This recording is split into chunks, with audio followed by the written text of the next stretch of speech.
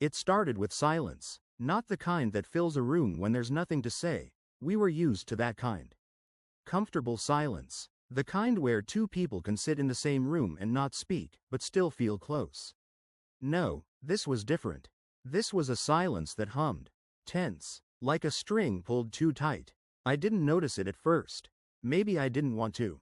We'd been married a little over 6 years. No kids, not yet. We talked about it, planned for it, or at least, I thought we did.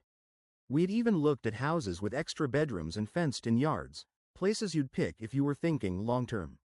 Building something real. Her name's Emily. Everyone always said she had this calm energy about her. Like the world could be on fire, and she'd still manage to keep her voice steady. She was warm like that. Soft-spoken, but sharp. Smarter than me in ways that mattered. She made our house feel like home. So when she started pulling away, I didn't catch it right away. Looking back, I should have noticed the little things. The way she stopped playing her music in the mornings. How she let her coffee go cold without taking a sip. She'd always hum when she was getting ready for work, some indie band she liked, or an old song her dad used to play. But one morning, the music stopped. And then it kept stopping. The smiles became shorter, tighter. Kisses more routine than real. She started staying up later than me, and I'd wake up to the light of her phone screen in the dark. She'd say she couldn't sleep. I didn't question it. I figured it was work stress. Burnout. Maybe something personal she hadn't found the words for yet. I asked once, "You okay?" She smiled. Not all the way. Just enough to keep me from asking again. "Yeah," she said, brushing my hair back. "Just tired." That was her answer to everything. I wanted to believe it. We were in one of those stretches where life is just quiet. Bills, errands, routines. Nothing huge happening. No drama, no fights. But it didn't feel peaceful. It felt stalled, and I didn't know how to fix something that wasn't broken, or at least didn't look broken yet. So I doubled down, tried harder, cleaned the kitchen without her asking, left notes in her lunchbox like I used to, planned a weekend trip to the cabin her dad used to take her to when she was a kid. I thought maybe what we needed was to reset, unplug, remember who we were. She said she couldn't get the time off work. The cabin stayed empty. The first time I really let myself feel it, like, truly admit something was wrong, was one Tuesday night.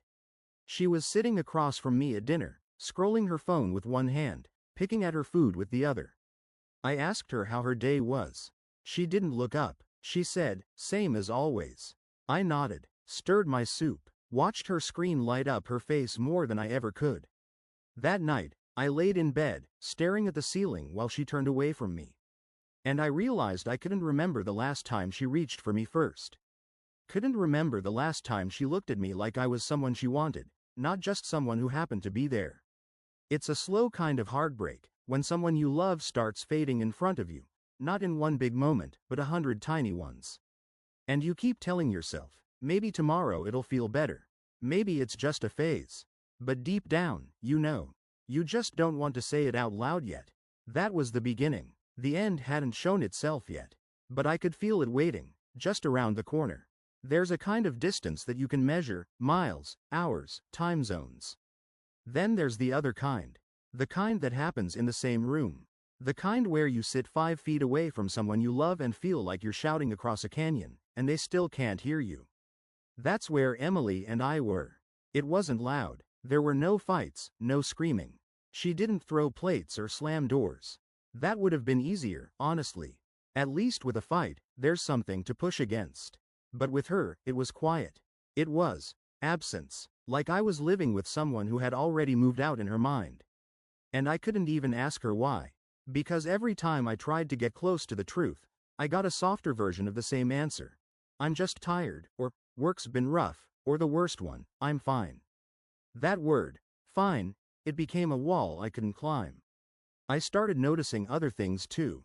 Subtle, but they added up. She started dressing differently for work. New clothes, new perfume.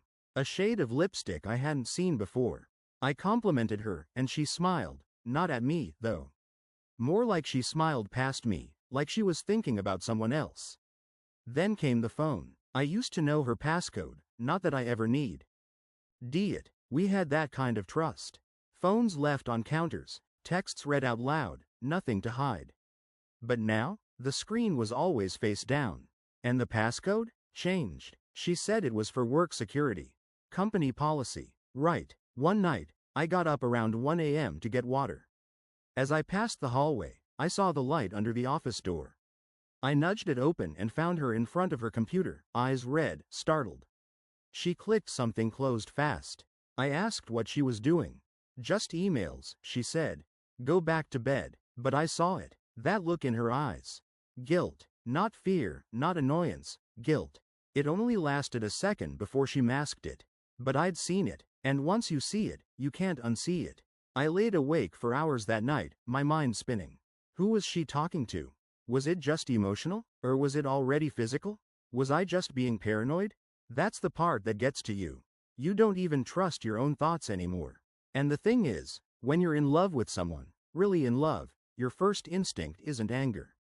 It's self-doubt. I didn't think, she's lying to me. I thought, maybe I'm overreacting. Maybe I'm not giving her enough. Maybe she's pulling away because I've let myself get too comfortable.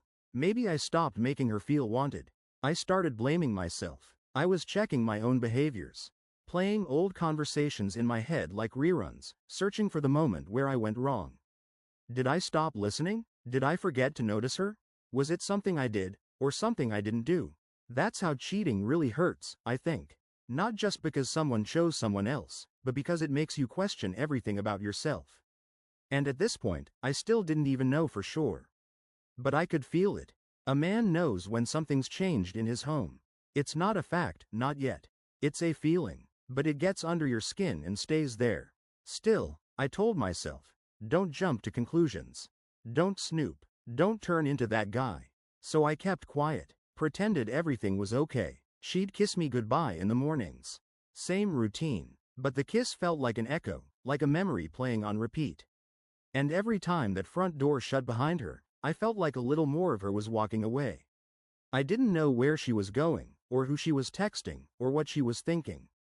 But I knew this much. She wasn't really coming home anymore.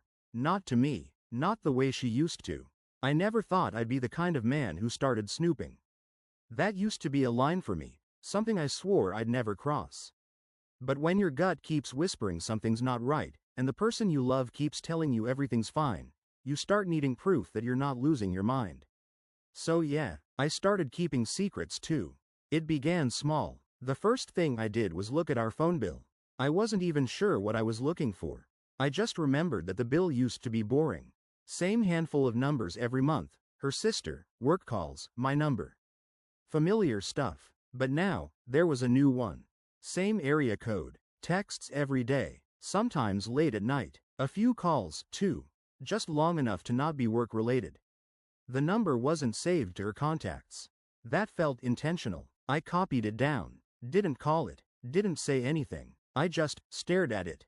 That night, we sat down to dinner like nothing was wrong. She talked about how busy her week had been, how her manager had pushed some big last-minute deadline, how exhausted she was. I nodded along, listened, but the whole time, I was just staring at her hands. Because her phone was in one of them, always was lately.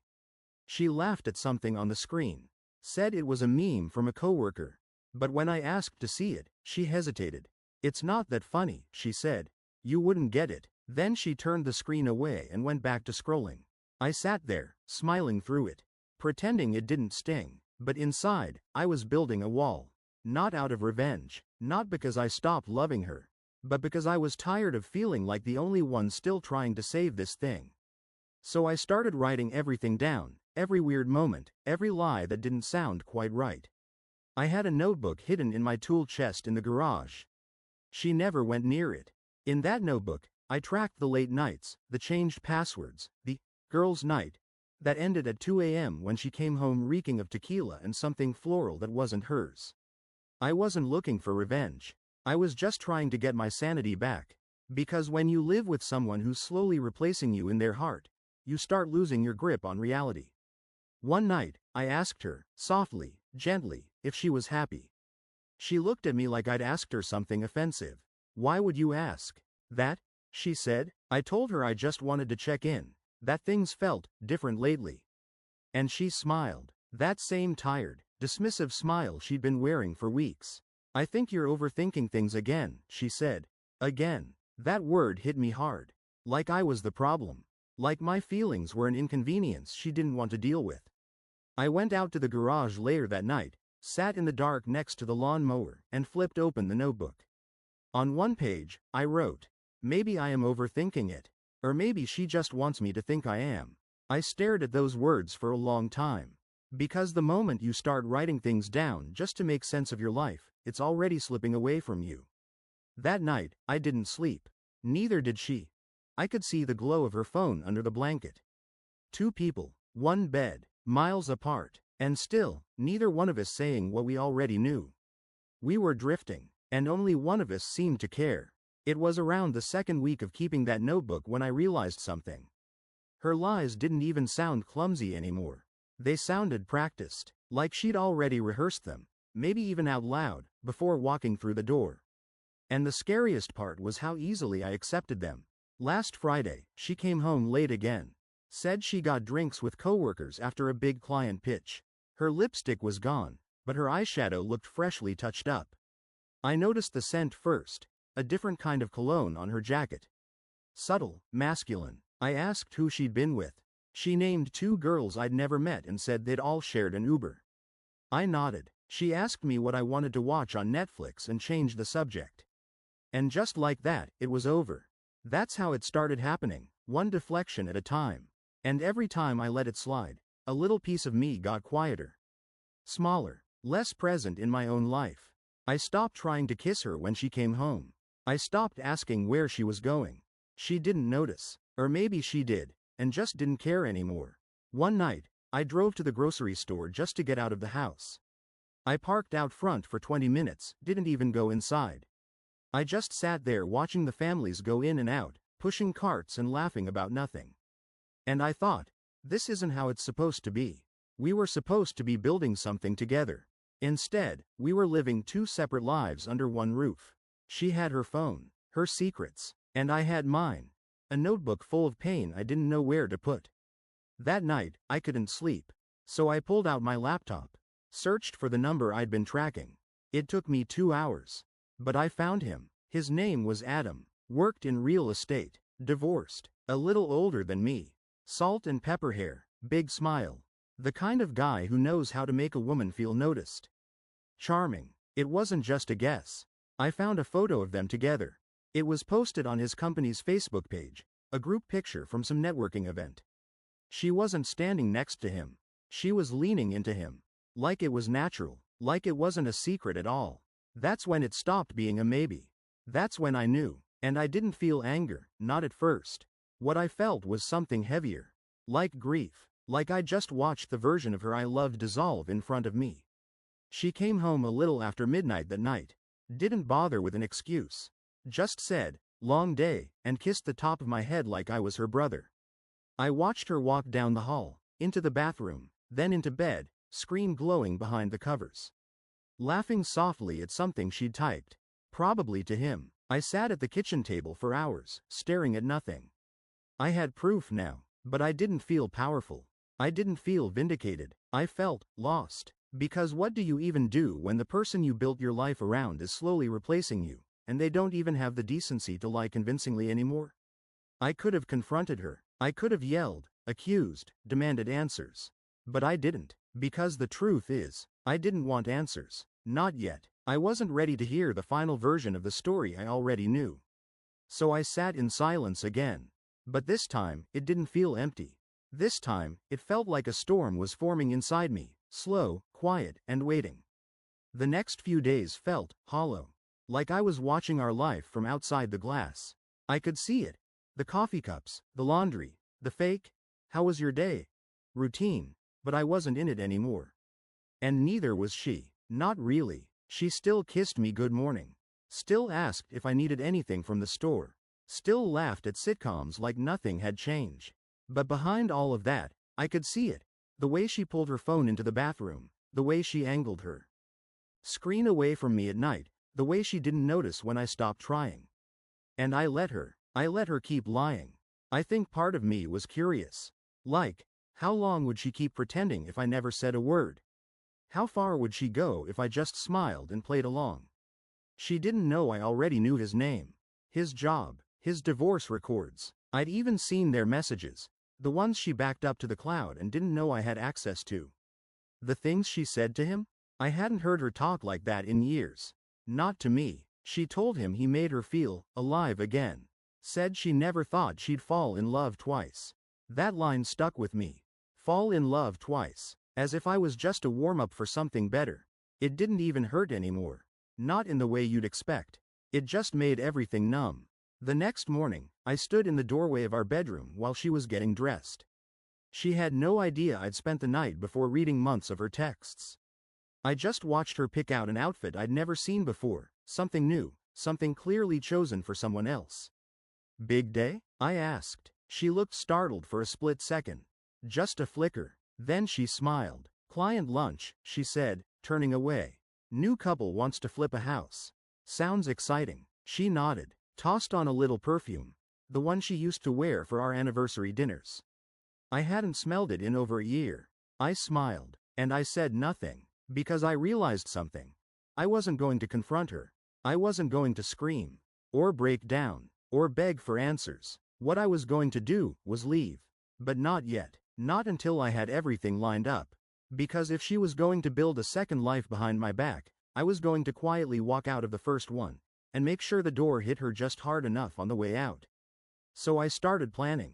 First, I opened a new bank account, quietly transferred some money, changed the password on my laptop, backed up every photo, every message, every receipt, just in case.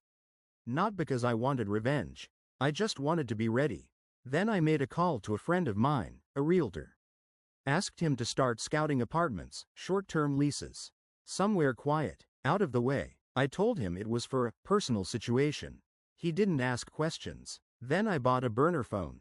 It felt strange, typing out a fake name and paying in cash like I was doing something wrong, when all I was doing was trying to get my life back.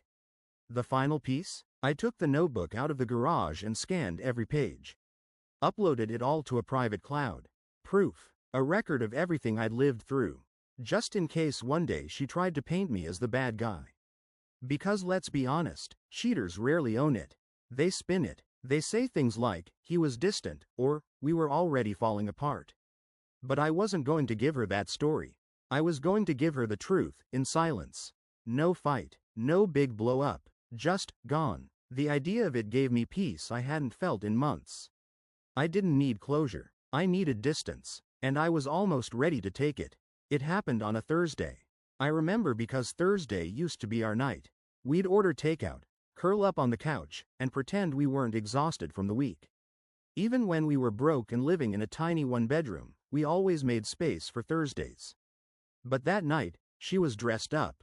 Not like takeout on the couch dressed up, heels, earrings, curled hair. That perfume again. I asked, calmly, you going out? She looked at me with that practiced smile. Yeah, Michelle from work. Her birthday. Michelle. I'd seen her mentioned once in the texts. Barely. Used her name once to cover for a night with him. I just nodded. Tell her I said happy birthday. Emily grabbed her purse, gave me a quick kiss on the cheek, and said she'd be home late. I told her to drive safe. She didn't notice that I didn't say, I love you. And she didn't hear me when I whispered, this is the last lie you'll ever tell me. When the door shut, I waited 5 minutes. Then I grabbed the spare key off the hook, got in my car, and followed the location tracker I'd planted in her bag 2 nights ago. I didn't feel proud of it. I didn't feel like some kind of genius detective. I felt tired, bone tired, but I needed to see it with my own eyes, just once, so that when I walked away, I'd never doubt what I knew. The pin stopped at a rooftop bar downtown. Classy place. We'd gone there once for our anniversary. I remember because she spilled wine on my shirt and laughed until she cried. I parked 2 blocks away. Walked. The plan wasn't to confront her. It wasn't to scream or break a window or cause a scene. I just wanted to look. To take the final mental snapshot. I spotted her before I even got to the patio. Entrance. She was sitting across from him. Adam. Same guy from the photos. Hair slicked back. Button-down shirt. Smile like he'd never done a damn thing wrong. They were drinking something expensive. She was leaning in, laughing in that way she used to laugh with me, Full body, head tilted, hand brushing his arm without thinking. And then she kissed him. Right there, like it was normal, like I didn't exist anymore. That was it. That was all I needed. I stood there a moment longer. Not hiding, not watching through a camera lens or behind a bush. Just standing, and I felt something I didn't expect. Not heartbreak, not rage, relief. Because the moment you see it, not just suspect it or imagine it, but really see it, you stop wondering. You stop fighting ghosts, and you start letting go. I turned around, walked back to the car, drove home in silence. When I got there, I didn't rage through the house. I didn't throw her stuff out on the lawn. I didn't even cry. I just sat at the kitchen table and started writing. Not a letter, not a goodbye, a list. Everything I'd pack tomorrow. What bills were in my name. What furniture I'd take. What accounts I needed to lock down. The name of the storage unit I'd reserved that morning, just in case. And when I was done, I took off my wedding ring. Not angrily, just quietly, like it was time, like I'd finally stepped out of a story I didn't want to be part of anymore. Emily came home after midnight, tipsy, smiling. I pretended to be asleep. She slipped into bed, smelled like gin and someone else's cologne. Rolled over and pulled the blanket without a word. That was the last night we slept in the same bed. She left for work like it was any other day. Waved from the driveway, coffee in hand, same polished smile. No idea that while she was kissing another man the night before, I was packing her betrayal into boxes. I waited until her car was gone, then got to work. No dramatic music, no shouting, just movement, deliberate, focused. I didn't take everything, just what was mine. My tools, my books, my dad's old watch, the stuff we bought before the wedding. The kind of things you pack when you know you're never coming back. I had the moving van gone by noon. The storage unit was already paid for. Utilities? Cancelled. Mail? Forwarded. I left her a note on the counter. Not a letter, not some emotional explosion, just 5 lines. You lied to me for months. I saw it. I know everything. There's nothing left to say. Don't call. Don't text. The silence is your answer. And next to the note, I left my wedding ring. Not in a dramatic pose, just there, on the cold granite where we used to make breakfast together. I didn't wait for her to come home. I didn't care to hear her excuses. I wasn't interested in the tears that only show up when consequences arrive. I didn't need her to say sorry. Because it would never be for me. It would be for her own guilt. And honestly, I'd carried enough of that guilt on my back already. For weeks, I thought I was the problem. I thought I wasn't enough. That I missed some invisible cue. That I stopped being the man she needed. But now, I realize I wasn't the problem. Her integrity was. Her loyalty was. The way she needed someone new to feel alive, instead of dealing with what we had built. I've thought a lot about the man she chose. Adam. The guy with the polished smile, the easy charm, the flirty texts. I'm not mad at him. Not really. He just stepped into a role she created for him. A role I was still filling when she decided to replace me without notice. But he'll learn. He'll see that the woman who once called me her world will one day call him the same, until someone else makes her feel newer, shinier, more noticed.